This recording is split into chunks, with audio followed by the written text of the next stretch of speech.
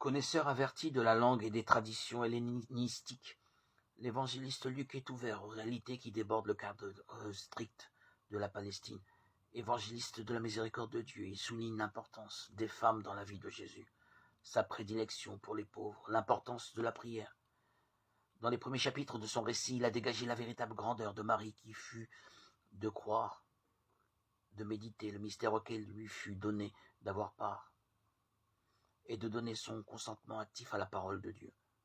L'épisode de la résurrection du fils de la veuve de Naïm que nous entendons nous montre Jésus proche des pauvres, attentif à la douleur d'une mère capable comme Dieu de ressusciter les morts. Sa parole fait ce qu'elle dit. Elle est efficace, créatrice. Jeune homme, je te l'ordonne, lève-toi. Alors la mort se redressa. De même, la parole de Dieu fait surgir du néant l'univers et la vie humaine dans les premiers chapitres de la Genèse. Que la lumière soit et la lumière fut.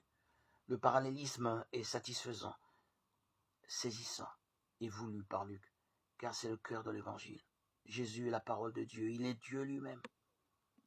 L'évangéliste fait aussi une référence explicite à la résurrection du fils de la veuve de Sarepta par Élie racontée au livre des rois.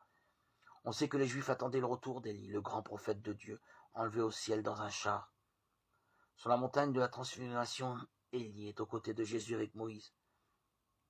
En ressuscitant l'enfant, Jésus s'inscrit dans la tradition prophétique et se présente comme plus grand que les plus grands prophètes. La lettre aux Galates a été écrite dans un temps de crise qui a vu la séparation de l'Église naissante avec le judaïsme. C'est la plus pathétique et la plus polémique des lettres de Paul, dont l'enseignement est contesté par ceux-là même qui l'a fait naître à la foi. Il défend ici son autorité apostolique, qui ne tient pas des hommes mais de Dieu. Le psaume chante la joie d'être sauvé, la foi dans la parole de Dieu et l'espérance de notre résurrection dans le Christ. Seigneur, où irions-nous sinon à toi, puisque la souffrance déborde sur la terre? Reproche-nous que la prière y manque tant, mais donne-nous l'esprit qui la suscite. Par toi il s'est uni au gémissement de la création, par toi il nous envoie où la souffrance déborde l'homme. Dans ton corps est celui qui n'est pas encore le tien, par ton sang vers celui qui ne l'a pas reçu encore, afin que toute douleur au monde et auprès d'elle, un envoyé de l'amour du Père et de toi.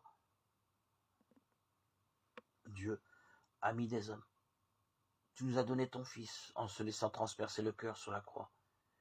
Il révèle avec quelle passion tu nous aimes. Rends notre cœur assez pur pour accueillir ton amour et assez généreux pour en vivre.